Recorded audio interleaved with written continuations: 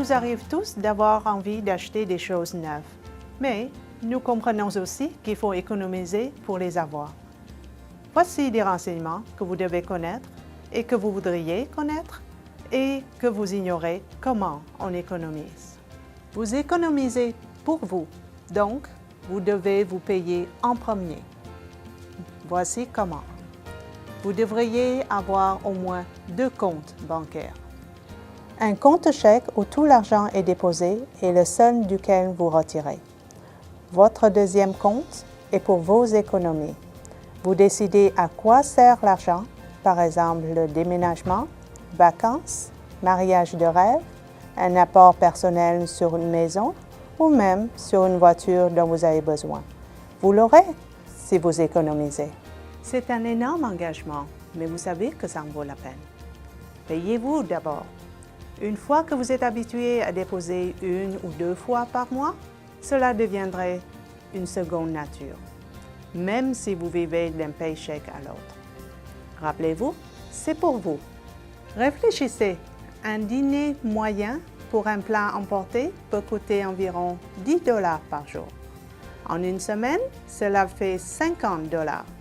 Si vous faites vous-même votre dîner, vous économisez 2 500 $ en un an.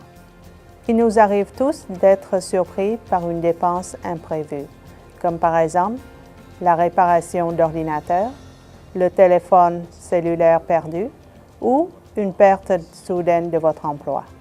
C'est pourquoi il est important d'avoir de l'argent de côté, même si notre budget est serré.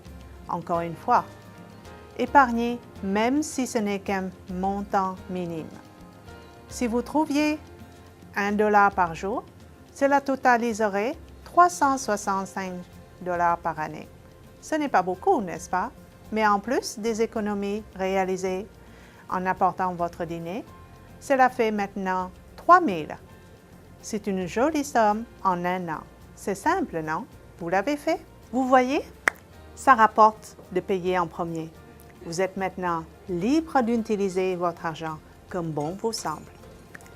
Mais rappelez-vous, cet argent que vous avez ne veut pas dire que vous pouvez tout dépenser. En contrepartie, bien sûr, le montant que vous économisez est illimité. Vous serez à la retraite.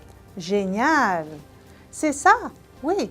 Parlons de retraite. C'est peut-être la dernière chose à laquelle vous pensez. Mais voulez-vous être riche avant 65 ans? Eh bien, vous devez commencer à investir dans un régime d'épargne de retraite dès maintenant.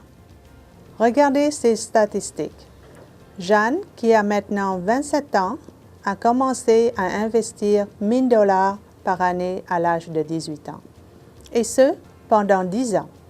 À 65 ans, son argent s'élèvera à peu près de 290 000 $.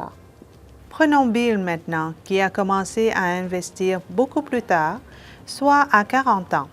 Comme vous voyez, le même montant d'argent investi chaque année pendant une période beaucoup plus longue, 25 ans, rapporte une somme beaucoup plus petite, 108 000 $ seulement. Voici le secret, comment vraiment faire travailler et fructifier votre argent. Regardez. Marie a commencé à investir exactement le même montant, 1 000 $ par année à 18 ans et a commencé jusqu'à 65 ans. Regardez qu'est-ce qui se passe avec son investissement quand elle va à la retraite à 65 ans. Elle aura la belle vie avec un fonds de retraite de plus d'1 million de $. Kaching! Comme vous voyez, ça la rapporte gros de commencer tôt. Mais faites vos devoirs d'abord. Tous les comptes bancaires et d'épargne ne sont pas tous pareils. Choisissez ceux qui comblent vos besoins et offrent les meilleurs rendements pour vous. Rappelez-vous, faites travailler votre argent. Pour de plus amples renseignements sur la création d'un plan de dépenses et des idées d'épargne de retraite, visitez crediteducationweekcanada.com.